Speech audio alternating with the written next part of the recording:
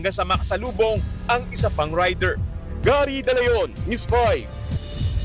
At yan po malalaking balita sa oras na ito. Huwag pauli, dapat una sa lahat.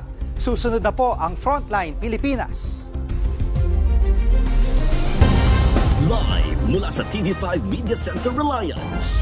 Kasama ang buong pwersa ng News 5. Ito ang Frontline Pilipinas. Sa Pulsa Video, Barangay Taro sa Dasmariñas, Cavite, namaril sa gitna ng flag ceremony. Kapitan, 2 kagawad, patay. Tensyon sa demolisyon.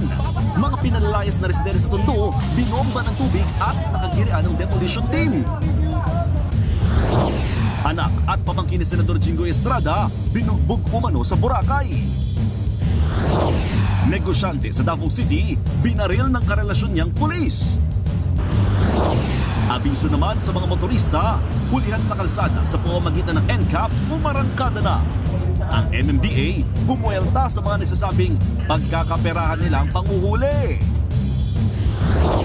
At eto na nga, Gerald Anderson at Julia Barreto, hiwalay na nga ba?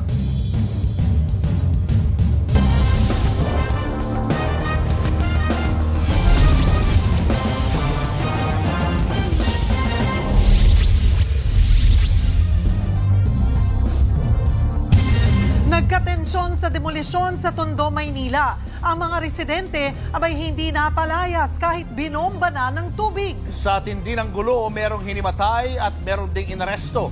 Nasa frontline na balitang yan, si Reynald Pawid.